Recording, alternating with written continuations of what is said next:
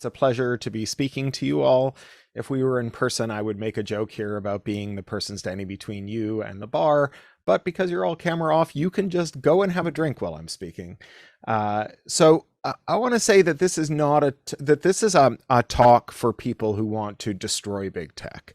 This is not a talk for people who want to tame big tech. I don't think we can fix big tech. But it's also not a talk for people who want to get rid of technology itself. Technology isn't the problem, and people who think technology isn't the problem spend way too much time thinking about what technology does and not nearly enough time thinking about who the technology does it for and who the technology does it to. This is a talk about the thing that big tech fears the most, which is technology that is operated by and for the people who use it. Now, today's tech barons are not evil geniuses. They are not evil.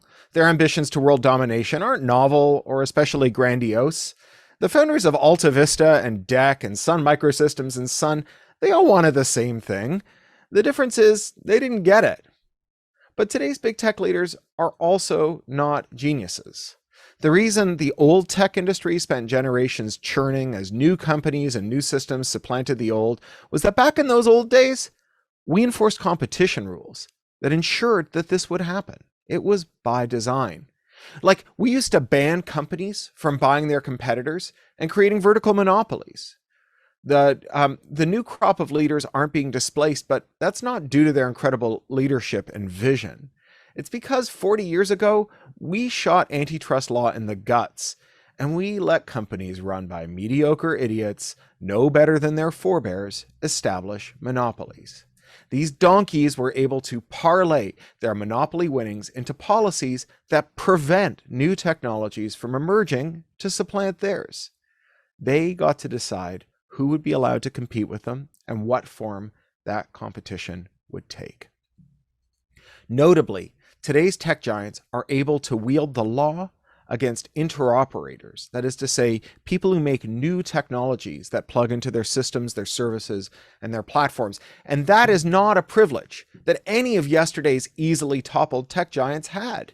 You know, if IBM wanted to stop its competitors from making software or printers or keyboards or storage for its mainframes, it had to figure out how to build a computer that no one else could reverse engineer or improve on. And for complex reasons, this is impossible. The very bedrock of computer science, those ideas named for mid-century computing demigods like Turing completeness and von Neumann machines, those ideas dictate that the creation of non-interoperable computers is a fool's errand. It is fantasy. It's not science fiction. It's like a time machine or a faster than light device. A computer that is special purpose and can't run some software is not a computer we know how to make. We only know how to make one kind of computer, and it can run all the software we know how to write. Today's tech giants have not invented an interop-proof computer. They've invented laws that make interoperability illegal unless they give permission to the interoperator. A new and complicated thicket of copyright, patent, trade secret, non-compete, and other IP rights have conjured up a new offense that is best thought of as felony contempt of business model. That is, the right of large firms to dictate how their customers, their competitors, and even their critics must use their products. Now, why do the tech firms fear interoperability so much? Why is it that they have gone to such lengths to snuff out interoperators? The answer is simple. They're worried about low switching costs. Wherever economists gather to hand wave away the rise of big tech as historic inevitability, they will make frequent reference to the idea of network effects. That's an economist term of art for a product that gets more valuable every time it wins a new customer. You join Facebook to chat with the people who are already on Facebook, and then that's a reason for someone else to join Facebook because they want to chat with you. Each user makes Facebook more valuable. But network effects, as real as they are and as powerful they are merely how big tech got big, whereas high switching costs are how big tech stays big. Switching costs are all the things you have to give up when you stop using a product or a service. If you quit Facebook, you will lose the family photos you've uploaded, and you lose access to the friends, the family, the community, and the customers that you go there to hang out with. When switching costs are high enough, people will keep using products and services, even though they hate those products and services. So long as the pain of staying is less than the pain of leaving, the users will stay. And that means if companies can raise their switching costs, they can also treat their customers worse and keep their business. There's a corollary to that, or corollary as Americans say. Sorry, my Canadianisms creep in from time to time. There is a corollary to that. The lower the switching costs are, the better a company has to treat you if they want to keep your business. If the users who quit Facebook, who resigned their accounts and deleted the app, could still talk to their Facebook friends through a rival service that could interchange messages with it, then Facebook would be in serious trouble. Interoperability lowers switching costs. Interoperability allows us, the users of technology, to set the terms on which we use technology.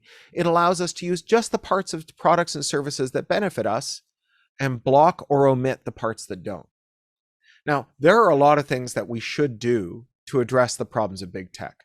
We should change the rules for mergers. We should pass comprehensive privacy legislation. We should ban deceptive dark patterns and break up those big companies into smaller competing firms.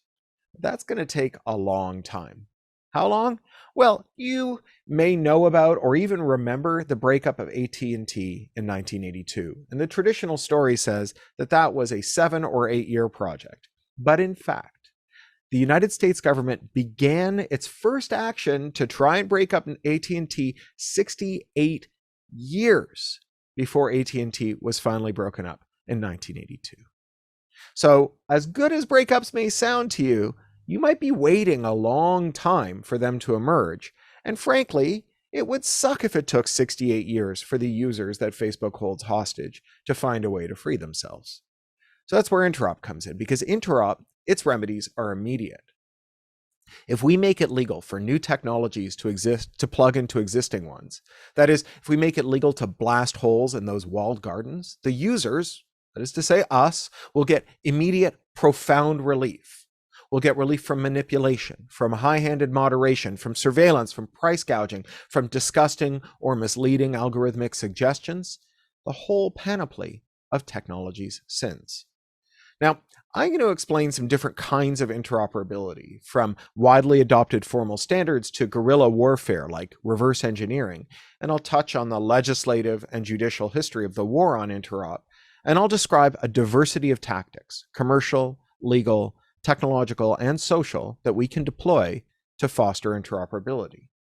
I'll explain how a well-constructed interoperability policy is sturdy enough to beat the attacks against it, whether they are legal, technical, social, or commercial. These are shovel-ready ideas. They are a means to dismantle big tech's control over our digital lives and devolve control to the people who suffer most under big tech's hegemony: marginalized users, low-level tech workers, and people who live downstream of tech's toxic exhaust plume, people choking on the waste of the tech industry, people living under dictatorships where control is maintained with off-the-shelf cyber weapons that are used to hunt and jail and torture and murder opposition figures. So let's start with how big tech got big. The first US competition laws, the first antitrust laws, which began in the late 19th century, were concerned with what the framers of those laws, like Senator John Sherman of the Sherman Act of 1890, they called harmful dominance. This was the idea that if a company got big enough, it would have unaccountable power. And while it may sometimes wield that power to deliver benefits to its customers, it also might choose to use that power to arrogate benefits to itself that harm those customers. In other words, this was unchecked, undemocratic power, the power to structure the lives of people, the power to act like a king. And John Sherman, when he passed the first antitrust law, he said we should get rid of monopolists for the same reason that we fought a revolution to get rid of kings. And that was the basis for antitrust law right up until the 1980s, when there was a change in the economic orthodoxy arising from the change in who was running the world's various countries. In the US, you had Ronald Reagan. In Canada, where I'm from, you had Brian Mulroney. And in the UK, you had Margaret Thatcher. And in Germany, you had Helmut Kohl. And in Chile, you had the murdering dictator Augusto Pinochet. And they all shared a certain economic view that had been promulgated by the Chicago School. This is the economist from the University of Chicago. And they believed in many different things that had not been well regarded in economic thought for generations. And among those was the idea that antitrust law had no business trying to fight dominance itself. That by and large, they said, monopolies were efficient and delivered consumer welfare. That if you allowed firms to dominate their entire supply chain and snuff out their competitors, well, then they wouldn't have to waste their time trying to figure out how to retain their employees by offering them higher wages or more benefits, or how to retain their customers by offering them better products or better prices. They could go off and live the dreams of their visionary founders who had ideas that were so amazing that they would make life better for any of us. This was called the Consumer Welfare Standard, and it represented a profound change to the way that we practice antitrust law all over the world. Under this standard, we went from the harmful dominance idea, which was that if you thought that a monopoly was harming you in some way, you had some standing to go in front of a regulator and say, my wages have gone down. My neighborhood is more polluted. A local business I liked has been driven out of business by predatory pricing. And they would consider what you had to say. That was all part of the mix. But under the consumer welfare theory that was successfully promulgated by the Chicago School and adopted by Reagan and Thatcher and Pinochet and Mulroney and Helmut Kohl, the new idea was that you could only ask a regulator to fight a monopoly if you could prove mathematically that they were raising prices. So not just prove that prices had gone up after one company bought its major competitor. After all, the company might say, our prices went up because our inputs went up. Energy is more expensive, or labor is more expensive, or because of some ineffable thing that couldn't really be pinned down. You know, the moon is in Venus and the prices went up. This is an issue that's very alive today. You may have noticed that we're talking a lot about why prices are going up, and it's not an easy thing to pin down. And so what the Chicago School said was that you had to prove that the reasons the prices went up was because of market concentration. And the only way that would be admitted to prove it would be to use these very complicated mathematical models. Now, these mathematical models, not coincidentally, were things that only economists at the University of Chicago knew how to make. And so this became something like a court sorcerer role for them, where someone would show up in front of the king and say, you know, king, I don't like the current way that lands have been divided among the lords. And the king would turn to his court sorcerer and say, can you tell me whether or not I've made the right decision when I divided up the land among the lords? And the court sorcerer would like haul a goat into the king's court, and it would cut its throat and spill its guts, and it would stare at those, and the court sorcerer would stare at its guts and stroke his beard, and he would say, king, I got good news for you. The gods say you were right. And, you know, the University of Chicago economists were able to build these models on demand for money that would inevitably prove that all mergers were efficient, and that even when prices went up, it wasn't because of the merger. And, you know, if someone were to come to that court sorcerer and say, you know, I've been looking into the guts of that goat, and I don't see anything there that says that it was a good idea to divide the land among the lords the way you have. Well, the court sorcerer could turn to the king and say, look who thinks he knows how to read the guts of a goat. Did you go to the University of Chicago School of Economics? And that's exactly what happened with economic wisdom in American policy circles and policy circles the worldwide. People who used to be able to show up and say, this harmful dominance has harmed me in some way, were shown the door because they couldn't build mathematical models or critique mathematical models that proved that despite the fact that their lives had gotten worse, nothing bad was actually happening. Everything was good. And the result of this, 40 years later, is across the board market concentration, not just in tech, right? It's not merely that the web has been transformed into 5 giant websites filled with screenshots of text from the other 4, but we are down to 2 major brewers worldwide, 4 major shipping companies, 2 major wrestling companies. And if you, like me, wear eyeglasses, well, you're paying 1,000% more than you were 10 years ago. And the thing that changed in the intervening decade is a single consortium, an Italian-French consortium called Luxottica Essilor, has bought every single eyewear brand you've ever heard of, except for a couple of weird internet ones, from Bausch & Lomb to Oliver Peoples to Versace to Dolce & Gabbana. They've also bought every store you've ever bought eyeglasses in, from Bausch & Lomb to, or from Lens Crafters to Sears and Target Optical. And they've also bought all the companies that make lenses. So now more than half of the lenses in the world are made by one consortium. And they bought all the insurers in the world and merged them into one. So nearly every eye insurer is written by their insurance company, IMED. And as I say, the prices have gone up 1,000% in a decade. They did steal our vision from us. But the mathematical models show that it has nothing to do with the fact that one company now controls all the eyewear in the world. It must be because the moon is in Venus. So all of these companies benefit from the network effects that drive benefits to tech companies, right? When you own all the lens makers, and then you own all the insurers, and then you own all the retailers, and then you own all the frame makers, you can realize some synergies, which is to say you can find ways to charge more and offer less, whether that's to your workers or to your customers. But there's one big difference when it comes to tech, which is the switching costs. Tech is really different from other kinds of devices and other kinds of markets that enjoy network effect benefits, because tech is digital, and digital things, as I've said, are universal. We only know how to make one kind of computer, the Turing complete von Neumann machine, and it can run every program we know how to write. And that means that you can always plug something new into something that exists. You can always make interoperable products and services. So like if you have a KitchenAid mixer and you have a bunch of non-KitchenAid mixer attachments, say they're like Miele, you could, if you had like a machine shop, build an adapter that lets you plug the mixer attachments into your mixer. It's not going to help your neighbors if they're stuck in the same situation.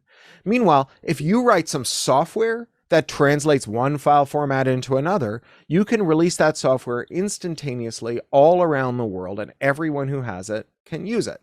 So one way to think about this from the experience that many of you will have lived through is what happened with Microsoft Office and Apple's Iwork suite. Back in 2000, I was a CIO, and I was running, CIO for hire for a bunch of 3 or 4 SMEs. And they were shops that were mostly Windows, but had a couple of Macs. Sometimes the CEO would have a Mac because they'd be creative. And then the designers would have Macs too. And then everybody else was using Windows. And we had a huge problem, which was that although there was Microsoft Office for Windows, or for the Mac rather, it was the most cursed piece of software ever made. Most of the time, if someone sent a designer a Word file, they couldn't open it. But if they could, and then they saved it again, no one else would ever be able to open it, sometimes not even them. And it was a really big problem. It was an existential threat to the Mac. And I saw it firsthand because the way that we solved that problem at first was we bought those designers a cheap PC to sit next to their Mac. And they could use that to read and write Word files, Excel files, PowerPoint, and so on. And when that became too cumbersome, well, we got rid of their Macs. We bought them higher powered PCs with bigger graphics cards, and we bought Adobe Suite for Windows, so that they just wouldn't have these problems. If that had gone on for a couple more years, most SMEs, and in fact, most enterprise customers would have just ditched the Mac altogether. Now, Steve Jobs did not solve this problem by going on bent knee to Bill Gates and saying, the software quality is very poor, can you fix it? I mean, the number of people who've gone to Bill Gates and said, the software quality is very poor, can you fix it, is like asymptotic to infinity, and generally speaking, it hasn't been a very effective strategy. So instead, Steve Jobs got some of his own technologists to reverse engineer the file formats in Word, Excel, and PowerPoint. And as soon as they did, he was able to make the Iwork suite, Numbers, Pages, and Keynote. And when that happened, well, they ran the switch ads. You can now switch from a PC to a Mac, and you don't have to give anything up. The switching costs are the cost of the hardware and a license for Iwork. And once you've got that, all of your Word files, all of your Excel files, all your PowerPoint files will run just fine on your Mac, and you can save them and hand them off to PC users too. You'll have access to the files and the people. Now, since those days, the same tech companies that benefited from that kind of adversarial interoperability, that guerrilla warfare interoperability driven by reverse engineering, those same companies have waged war on reverse engineering. And they've done so explicitly to raise switching costs. And when I say explicitly, I mean that when the Federal Trade Commission sues Facebook and subpoenas their email, we find a bunch of smoking guns. Like Facebook has the Facebook files that the Texas Attorney General released, or no, it was the Federal Trade Commission released. They actually had emails from the product manager for Facebook Photos, who wrote to Mark Zuckerberg himself and said, look, if we introduce Facebook Photos right, then we will be able to trap people's family photos inside of Facebook and raise the switching costs. He used the phrase switching costs, so that if they leave Facebook and go to Google+, because that's what they were worried about in those days, if they leave Facebook and go to Google+, they will lose their family memories, right? These companies have gone all in on increasing switching costs as the superior alternative to building better products. The answer to the machine is not the machine. Every time we've attempted to make big tech behave itself, we just handed it more power.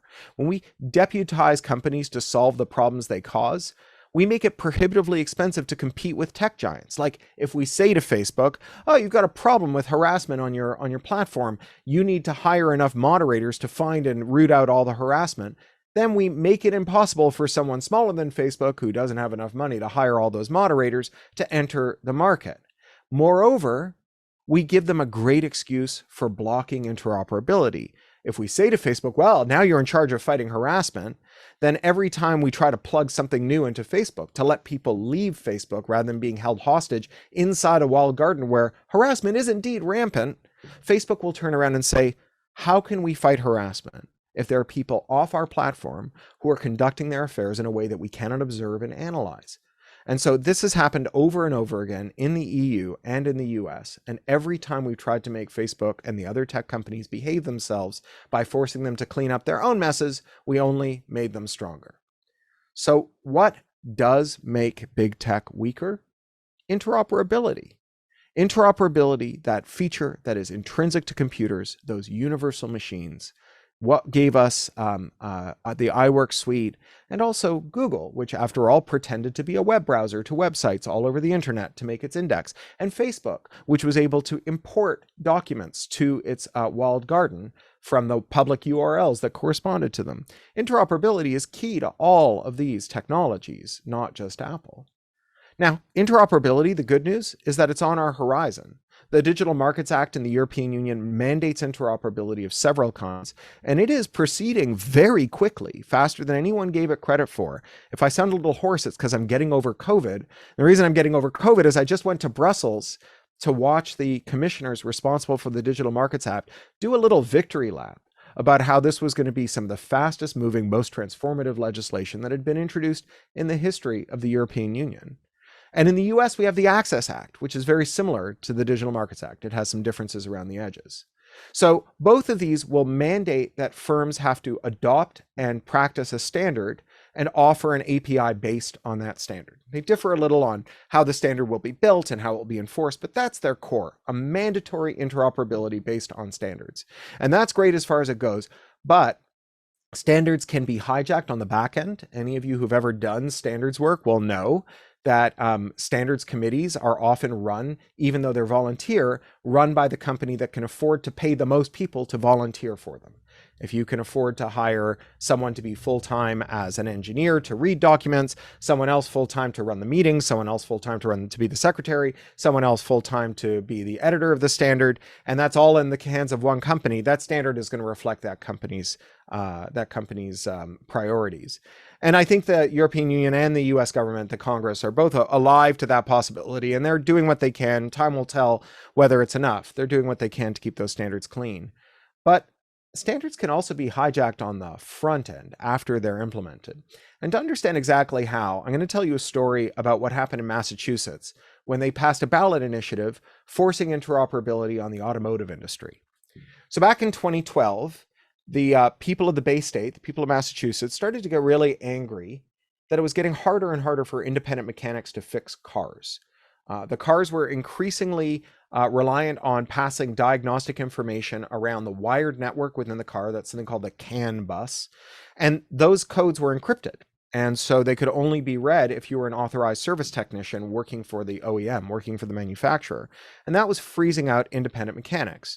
So in 2012, they went to the ballot box during the federal election, and they voted on a ballot initiative to force automakers to expose those error codes from the CAN bus to independent mechanics. It passed by nearly 80%. It was an overwhelming success. And the automakers, I think, understood that it was going to happen. And the reason I think they understood it was going to happen is because they were ready. Even before the ink was dry on the ballot initiative count up, the automakers had started to retool their cars so that all the diagnostic information independent mechanics needed to access didn't go over the wired CAN bus, but over a new wireless network that they started installing in their cars. You know, systems on a chip are cheap, software-defined radios are cheap, and so these cars became rolling wireless devices. And of course, they said, well, the law only requires us to hand over error messages from the wired network, not the wireless network. And so 8 years went by while the people of Massachusetts organized. And then in 2020, our last federal election, they went back to the ballot box and they once again voted on a new ballot initiative that basically said, for avoidance of doubt, you know, we meant the wireless network too. And by about 80% passed that ballot initiative. But in the intervening 8 years, auto mechanics started to exit the field because people would show up with cars to get fixed and they couldn't fix them. And customers for independent mechanics, they started to learn that they should just go to the manufacturer because it was always a crapshoot. You'd bring your car into the mechanic and sometimes they get it up on the lift and say, sorry, this is going to require decoding a diagnostic information that I don't have access to because the manufacturer has locked it up. And of course, the investors learned that nobody wins by betting against big car, and they didn't want to bet on independent mechanics. Banks didn't want to loan the money. And here it is 2 years after that ballot initiative, and they're still stuck in court fighting over it. And after a decade, that ballot initiative is a lot less powerful than it would have been if it had gone into effect right away. But there is another kind of interoperability, the kind of interoperability that Steve Jobs practiced when he created the Iwork suite. Not the interoperability where you get a law that says that the company must adhere to standards, but the kind of interoperability, the adversarial interoperability, where you go at it hard all on your own without the cooperation or the permission of the company that made it. And that used to be pretty common, and it's a lot less common than it ever was because of the legal thicket that surrounds it. But imagine for a moment that there had been a codicil in that ballot initiative or a federal right to repair law that said, notwithstanding any of the other laws like patent, copyright, pseudo copyright like anti-circumvention, trade secrecy, tortious interference with contract, what have you, it is not an offense to reverse engineer a product to bring it into compliance with a right to repair rule. And so if that were the case, 3 smart MIT kids could have just reverse engineered those error messages on the wireless network. And they could have designed a gadget with a bill of materials of $3. They could have gotten a couple of container loads of them whipped up in Shenzhen or Guangzhou, had them fired at the port of Los Angeles, then trucked across the country. And they could have sold them at $100 a pop to every mechanic in the state, in the country, all over the world where they suffer under this stuff. And they could have found investors who would have said, hey, this is a platform for offering some ancillary services, right? Imagine if you could offer warranties or access to a third-party parts stream or any of those other expensive high-ticket items that manufacturers are orienting themselves around today as the highest margin elements of their business. That margin is a new market entrance opportunity. It's an opportunity that is only denied because of prohibitions on reverse engineering and tinkering and all those other things that all of those companies did to get as big as they are. Well, if that were the case, maybe the automakers just wouldn't have played their shenanigans, right? Maybe they would have looked at this and said, there is the quantifiable risk that we face, which is to say, if we were to adhere to this regulation, we're going to lose a certain fraction of our business to independent mechanics unless we offer a better service and or a better price. And we can tell in advance what that's going to do to our margins. But if we get embroiled in this guerrilla warfare business where we're chasing these MIT kids who are reverse engineering this technology, and then we have to try and push an update to all of our authorized mechanics that try to override their reverse engineering, and then it turns out that they already had like 5 more exploits they'd backed up and were waiting to roll out. And so as soon as we rolled out our countermeasure, they rolled out a countermeasure, and meanwhile all of our actual mechanics, our authorized mechanics, people who are paying us for the privilege to fix the cars that we made, those people are experiencing like 24 to 48 hours of downtime because we pushed a patch that bricked all their systems. You know, that kind of unquantifiable risk, that might have stayed their hand. After all, there's one thing the public markets really hate.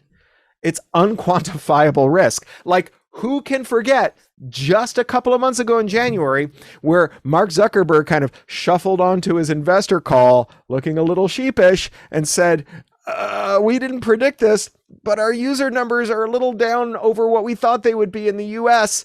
And within 24 hours, his company had lost 25% of its market cap, about $280 billion, the largest one-day fall in the value of any company in the history of the world. So maybe the people who run these companies, who, let us not forget, are mostly compensated in shares and who are directly impacted by mass sell-offs of shares, and who also have to pay more to recruit new people if they can't pay them in low-cost options on the assumption that they'll go up and up and up, those people might have said, we don't like being subjected to these rules, but you know what we like even less? Losing 50% of our personal compensation this year because our share prices crashed after we get involved in one of these guerrilla warfare fights. Maybe they would have decided to color inside the lines because it was better than coloring outside the lines. And we could have made that work without 8 years to have another ballot initiative come around. We could have made that work without a fact-intensive regulatory inquiry in which we perform a total colonoscopy on the company and look at all of its dark secrets and pull all of its logs and emails and look for its smoking guns. Maybe it would have stayed their hand.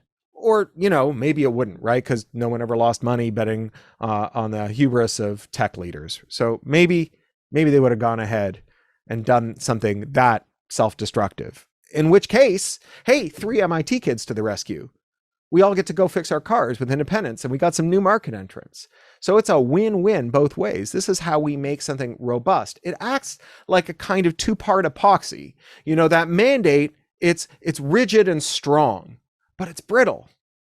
And this guerrilla warfare stuff, it's incredibly flexible, but it's kind of gooey, right? One day it works, the next day it doesn't. They've rolled out a countermeasure, you got to roll out a countermeasure. You put them together, you get something that is flexible and durable, something that has the best properties of both.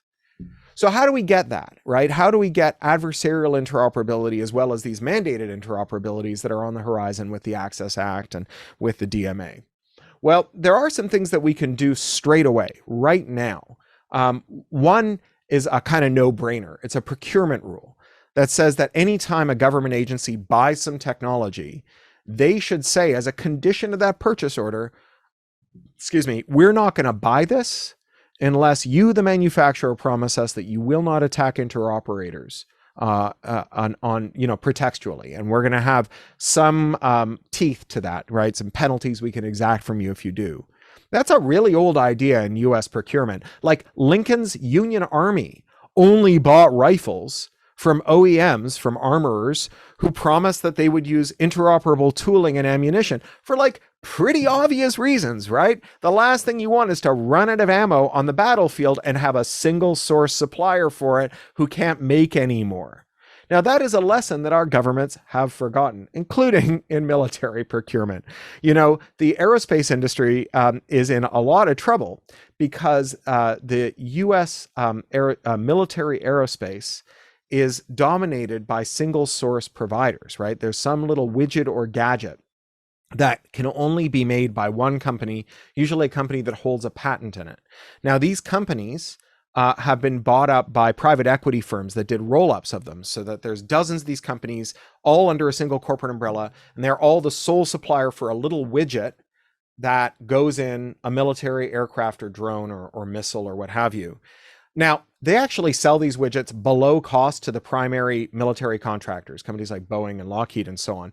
they basically get them for free. So if you're Boeing and you're building something new for Uncle Sugar, you can get these parts for free. And so they just shovel them in. They build everything they build for the US military, they build with as much of this stuff as possible. And the reason those things are free is because in the parts stream as replacement parts, they sell at 10,000% markups. So when the Air Force wants to fix their stuff, they got to pay giant over the odds figures in order to get the parts that they need to fix their stuff. And the system is rigged so that everything that they buy is just filled with this irreparable single source stuff. So it is just good and prudent procurement to say that every time you buy a thing on behalf of the public, you should be sure that interoperators can step in. And that's just not aerospace or rifles. It's like Google Classroom. No local school district should have bought Google Classroom during the lockdown without a promise that they could plug in third-party learnware, other textbooks, whatever it is they needed. Every car in a government motor pool should be regulated this way. No one should be buying cars for a government motor pool unless they can swap them around. Those new EVs that the Postal Service is supposed to be buying, same deal, right? If it's being bought with public money, they should require this as a central matter. And what that'll mean is that there is going to be at least one stream of gadgets out there in the field that are capable of being repaired independently, of being modified independently, where there's like source code for their firmware floating around, all of that good stuff. And yeah, maybe it's not supposed to be for non-governmental access, but there's going to be a lot of leaking around it. It just make it impractical to enforce a no interoperability rule.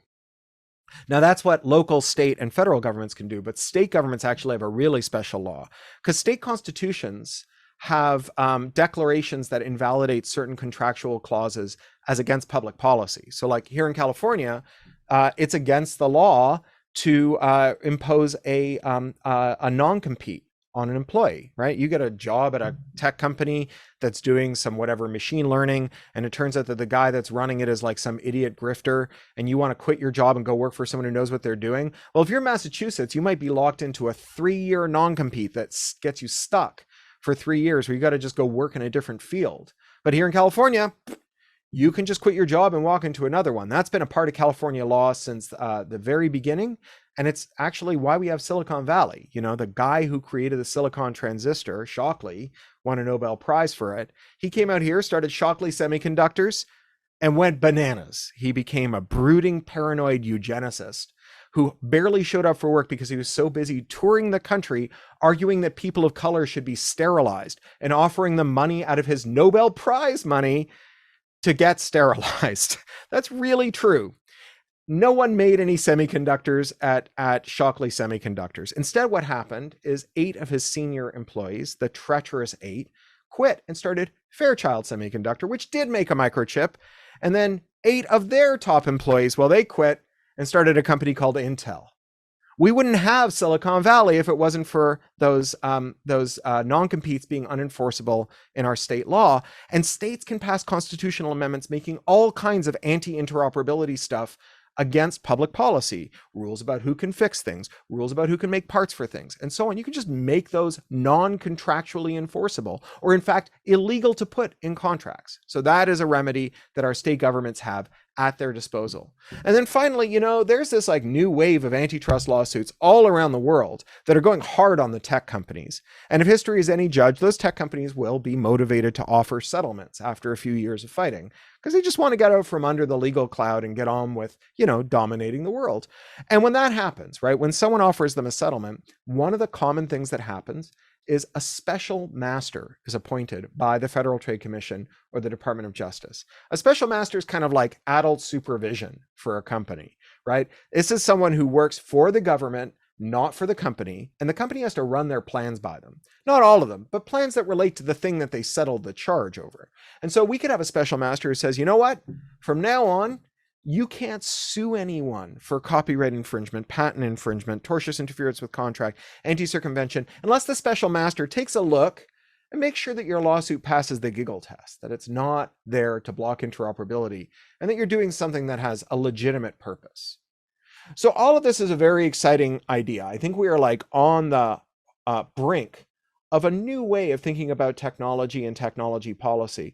a kind of restoration of some of the old ways we used to think about it. The idea that you should be able to make something new and plug it into something that already exists, but also a new way of doing things. But there are some risks that I think that people have identified, and those risks mostly are about our digital human rights.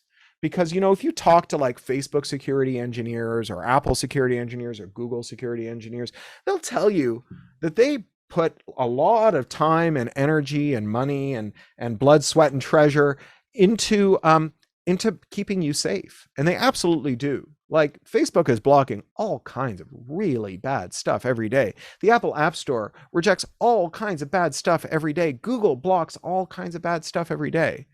But there's one group of people, one group of villains who those security engineers will never protect you for, and that's their bosses.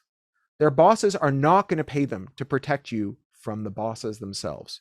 So Apple is really good on privacy. You may have noticed they make a big deal out of it. They're not so good on privacy in China. In China, the Chinese government said, look, if you want to keep manufacturing phones at Foxconn, if you want to have access to our giant middle class who buy a lot of iPhones, you're going to have to take every working VPN out of the App Store. You're going to have to backdoor your cloud storage. And they did, right? They did. Facebook protects you from lots of people except Facebook. Google protects you from lots of people, but not Google. This is true no matter who you're talking about. Microsoft, any of these companies, they're not going to protect you from their own worst impulses. So if our argument is, well, we need to block interoperability because otherwise we won't have Facebook to protect our privacy, or Apple, I think the right answer is actually what we need is freestanding privacy law, digital human rights law, federal human rights law that says you are not allowed to invade privacy, and here is what invading privacy means, and here are the penalties. And then we apply that law to everybody. We apply it to Facebook, we apply it to Google, we apply it to the interoperators who come along, we apply it to Apple, and we apply it to Apple's interoperators too. That these companies could and should be encouraged to do their best to defend our rights, but these companies can't be trusted with the final say over what is and isn't in our interest, because they are hopelessly conflicted and they can never resolve that conflict on their own. So there's a paper that I'm going to recommend to you about this that I co-wrote with my colleague at EFF. We have a technologist who has the marvelous real given birth name, Bennett Cyphers. Bennett and I wrote a paper called Privacy Without Monopoly. And if you search that up, you'll find the latest edition, which includes a chapter on the European Union and the GDPR, the European privacy rules. And there's a new edition that's coming up pretty soon. I'm actually meeting with my research assistants in India about it tomorrow that relates to the context of privacy and law in the global south and interoperability in the global south. And so that's my message to you, that, this is in our grasp. We can make this happen. We should make this happen. This is happening, that we can hope for more than this kind of feudal security model where we pick a warlord and move inside their fortress and know that they'll defend us from the bandits and hope that they never decide that they want to attack us themselves. We can hope for seizing the means of computation, of having technology that is in the hands of the people who use it. And that this, and not trying to ask big tech to solve the problems they created, this is how you make big tech weaker. Because solving big tech-sized problems is something that only big tech can do, which means that if that's your solution, you can never make big tech small. Thank you.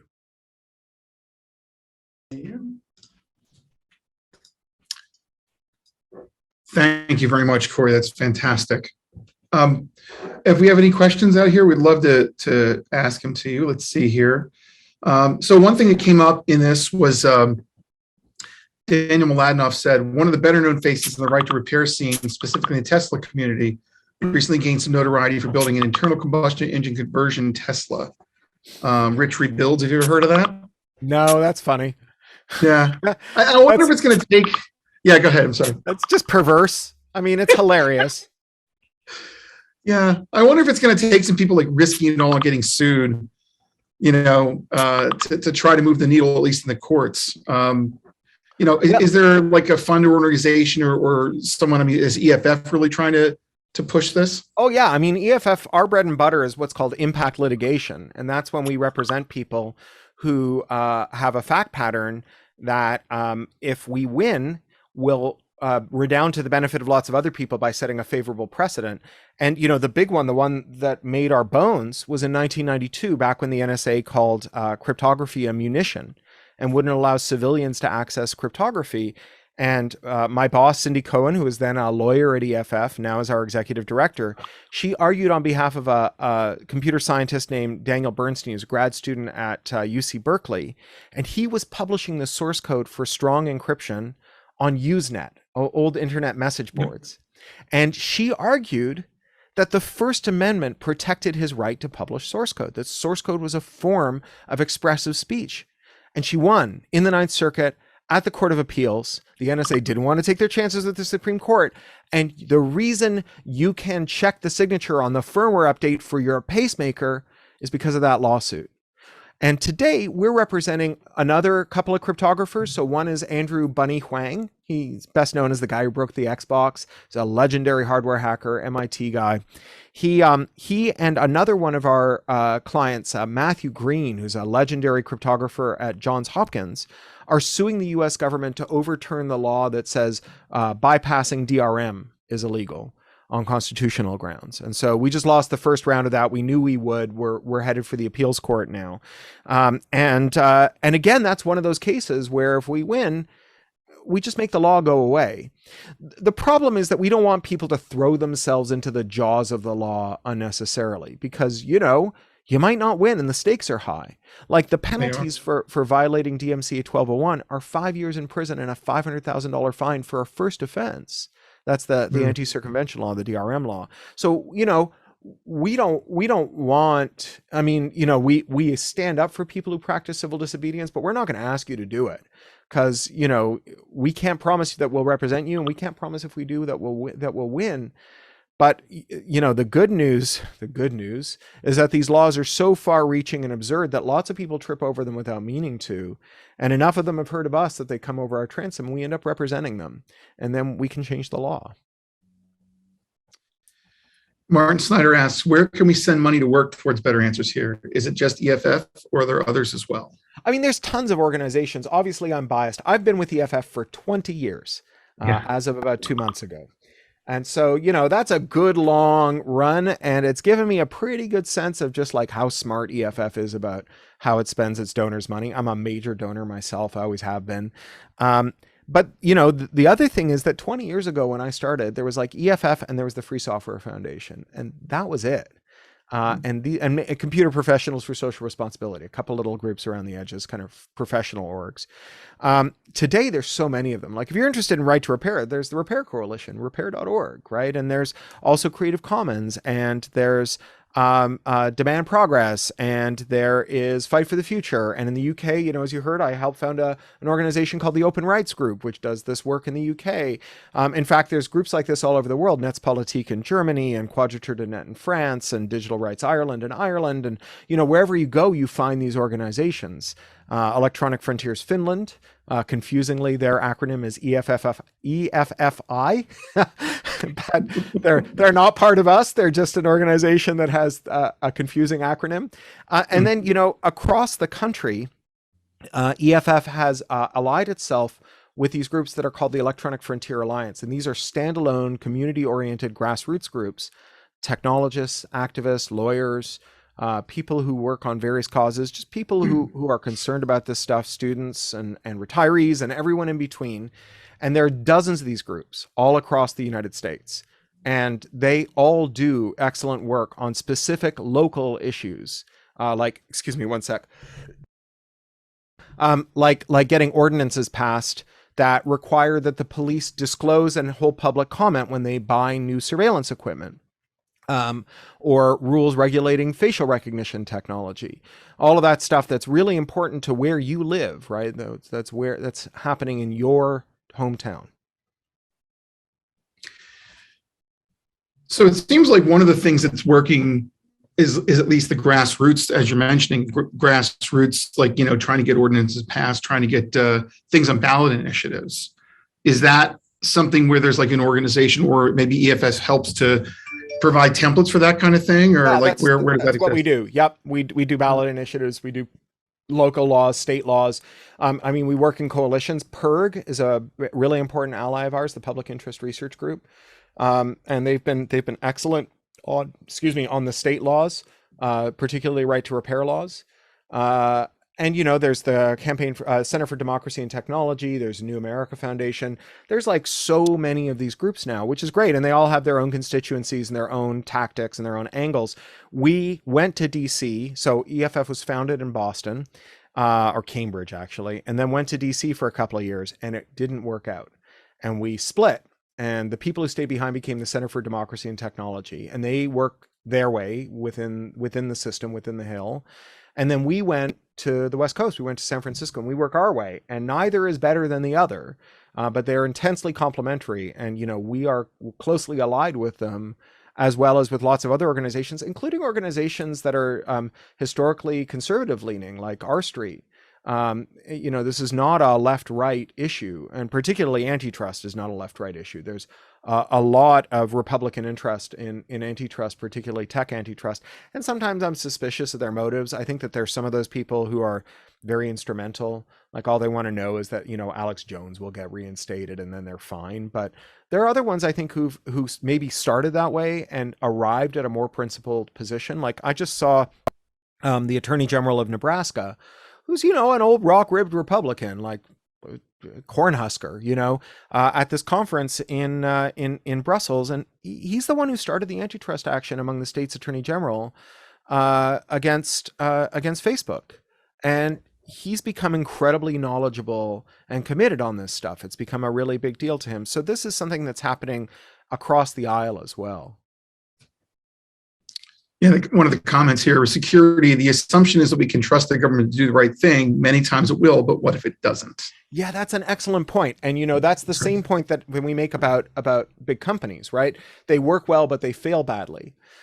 And I think the thing is that when governments fail, you want there to be the rule of law, right? Like we were just talking about this idea of impact litigation, where you have a company that or you have a law that's no good, a government makes a law that's no good, and you sue and you overturn it. And the reason you can do that is because of the rule of law, because of strong constitutional traditions and a trustworthy and reliable judiciary. Now, the rule of law, it's in trouble, right? We've had some real problems with the rule of law, and in general, when you look closely at how the rule of law got distorted, it's because of monopolies, right? It's because firms have become so concentrated that instead of having one company that shows up and says, up is down, left is right, opioids aren't addictive, and then having another company that shows up and says, actually, I think you'll find that opioids are addictive. Instead, everybody shows up and sings from the same playbook because there's like 5 companies, right? And so if we want our government to be able to make evidence-based policy, I'm not saying that they necessarily will, but if we want them to be capable of it, we need to make them responsive to voters and not donors. And the way that you get there is by making industries and power more diffuse, right? So it's kind of a chicken and egg problem, right?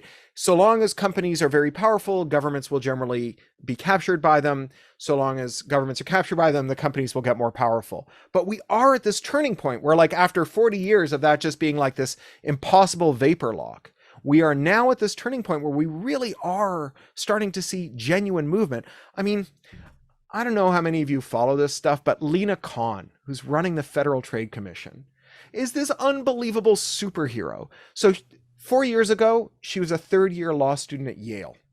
She published a law review paper called Amazon's Antitrust Paradox that was a rebuttal to the theories of Robert Bork, who's the guy who set in motion this terrible antitrust theory we've had, the consumer welfare theory, for 40 years. This was a paper that just blew the minds of legal scholars, political scientists, activists all across the country. And you know how you can tell that that happened? Because 4 years later, she is the chair of the FTC. And she is kicking ass. It's amazing. We are living through this like incredible transformative moment. And it's hard to see because you have to be the kind of weirdo who cares about who the chair of the FTC is to really notice. But boy, oh boy, like I am here from Weirdo Land to tell you that we are living through something pretty dang amazing over there in the FTC. And it was hilarious when she took office. All these economists who'd worked for the FTC for 40 years just green lighting mergers and saying, yeah, Fox can buy Disney, who cares, right? Yeah. Those people, they all said like, we're gonna quit if you don't change your tune, because we're not here to block mergers, we're here to approve mergers. And she was like, don't let the door hit you in the ass on the way out. And there are all these like hand-wringing articles saying like, oh, all the qualified lawyers at the FTC are quitting. It's like, are you kidding? Those butchers, those guys typed legal briefs like they were wearing boxing gloves. Good riddance, right? And so it is like there has been like a massive turnover in the FTC, and I am so here for it.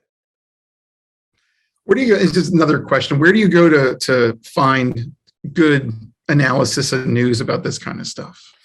So there's some couple about antitrust in particular and tech antitrust. I think generally Matt Stoller, who has a good Substack, is pretty reliable on this.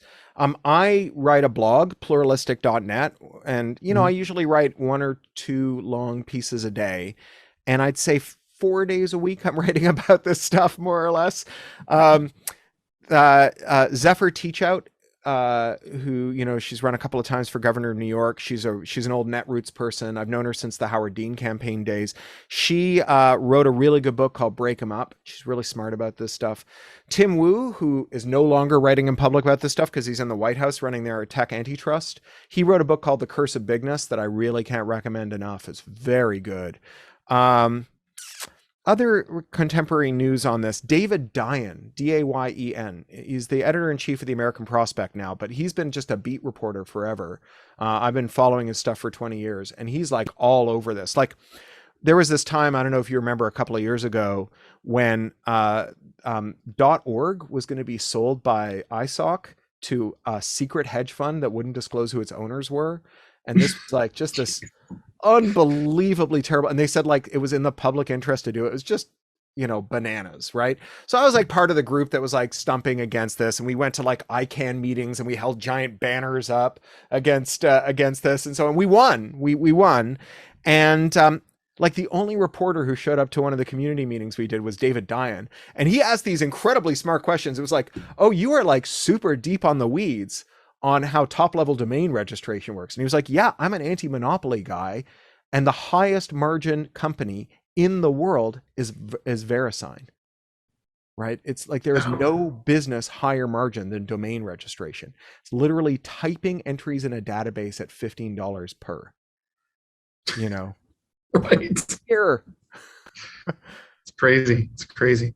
Thank you so much for a great presentation. And you're pleasure. really inspiring all of us to think a lot about this. So thank you. Thanks. See you guys.